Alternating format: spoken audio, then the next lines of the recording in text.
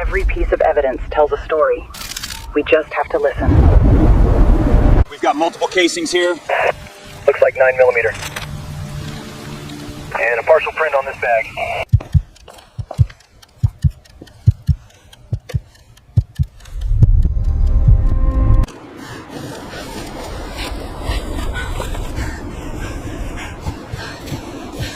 I didn't mean to do it. She just kept screaming, so I had to move up.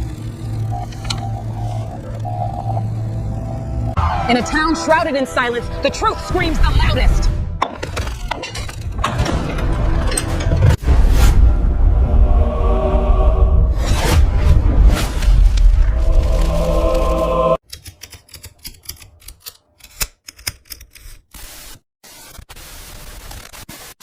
As the sun rose on the morning of July 2nd, 1937, Amelia Earhart called out over the radio.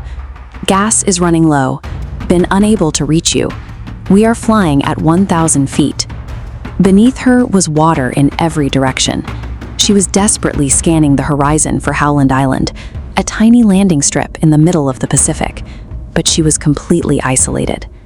We tend to treat Earhart's disappearance as history's greatest, most romanticized history, a story of a hero vanishing into the ether.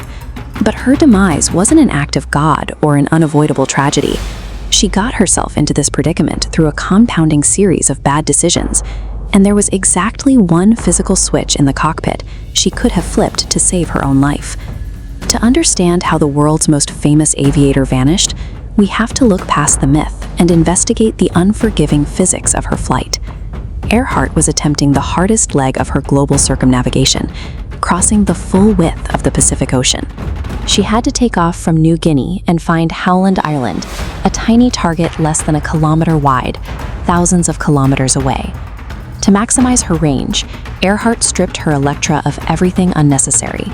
She ripped out the insulation, threw out her extra supplies, and replaced the passenger seats with fuel tanks, effectively turning her airplane into a flying gas can. In the process, she removed a 76-meter trailing antenna to save weight.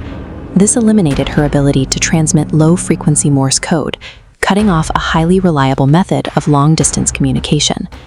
Without that antenna, her navigator, Fred Noonan, had to rely heavily on dead reckoning and celestial navigation, using the stars to estimate their path across a featureless ocean.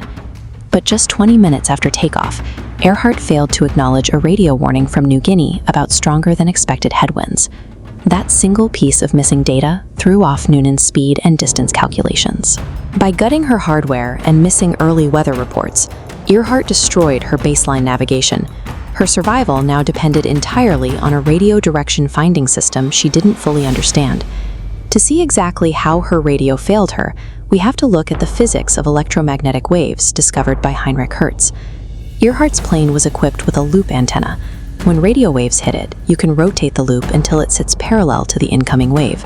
At that angle, the magnetic field stops passing through the loop, which drops the signal to zero. This is called a null, and it points you directly toward the transmitter.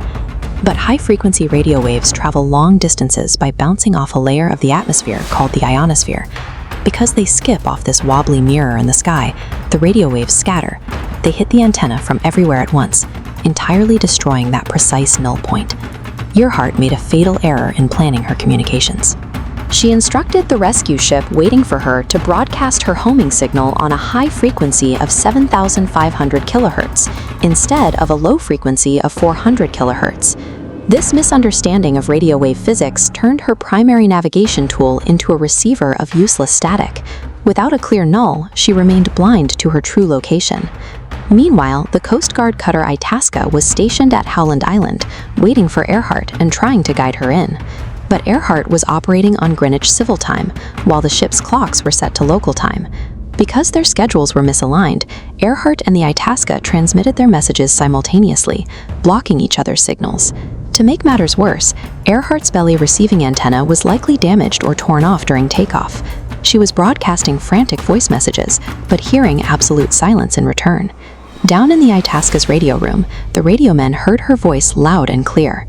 But because she was broadcasting on a high frequency, their equipment couldn't track her signal to give her a bearing.